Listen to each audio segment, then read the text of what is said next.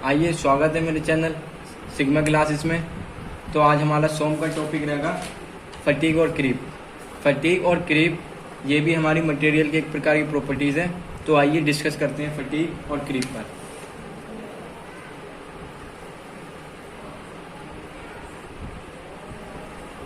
Fatigue क्या होता है?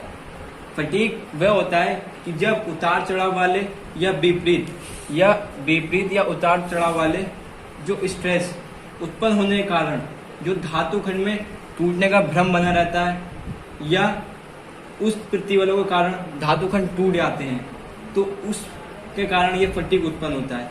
फटीग जो उत्पन्न होता है वो हमारी प्रत्यास्थ सीमा के अंदर ही उत्पन्न होते हैं।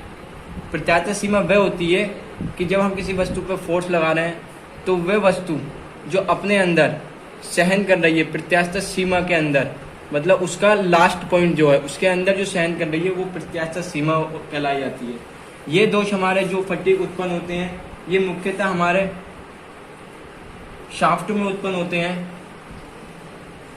ये जो हमारे शाफ्ट में उत्पन्न होते हैं, इसका फॉर एग्जांपल आपने देखा ही होगा ऑटोमोबाइल में प्रोपेलर शाफ्ट होती है, इस प्रकार के शाफ्टों के अंदर ये फटीग दोष उत्पन्न होते हैं। फटीग दोष उत्पन्न होते हैं। ये जो हमारा एग्जांपल हुआ इसका प्रोपेलर शाफ्ट, ये दोष हमारे कंपन से प्रभावित होते हैं। और ये दोष जो हमारे उत्पन्न होते हैं ये निम्नलिखित कारणों से होते हैं। जिसकी वस्तु पे ट्रीटमेंट सही से न करा गया हो तो उस कारण ये उत्पन्न होते हैं, या फिर पार्ट्स का डिजाइन करते समय उस पर सतह पे खरोचे, घर्षण या केमिकल प्रॉपर्टीज के कारण ये उत्पन्न होते हैं।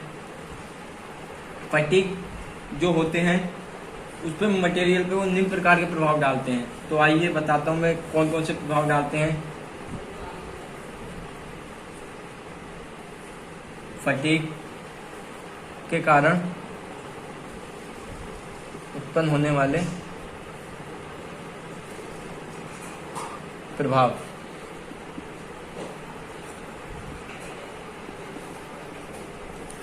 फटीग के कारण हमारे 3 प्रकार के मुख्य कारण हैं। सबसे पहला हमारा हुआ लॉस ऑफ डक्टिलिटी।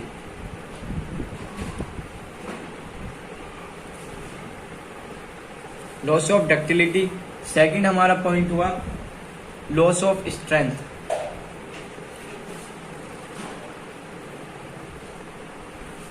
और तीसरा पॉइंट हुआ उसकी लाइफ में कमी।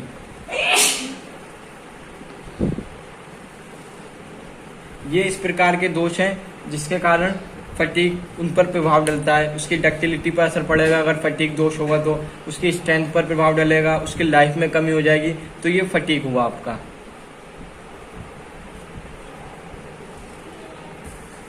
तो अब इसका सेकंड जो हुआ क्रीप। क्रीप क्या होता है?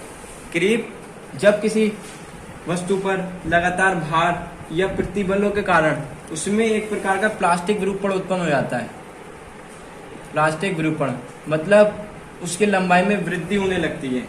वो लंबाई में वृद्धि जब ज्यादा ही होने लगती है तो एक स्थिति ऐसी आती है कि वो अंत में टूटने तक की स्थिति में पहुंच जाती है।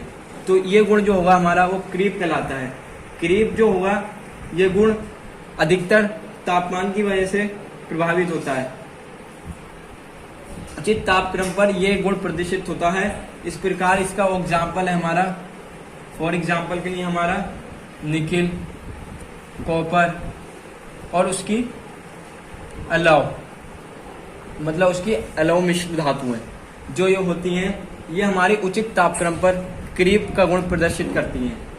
और नॉर्मल टेम्परेचर पे हमारी टिन हुई, शीशा हुई और उसकी जो मिश्र धातुएं होती हैं वो क्रीप का गुण प्रदर्शित करती हैं। तो इस प्रकार फटीग और क्रीप ये 2 प्रकार के गुण होते हैं।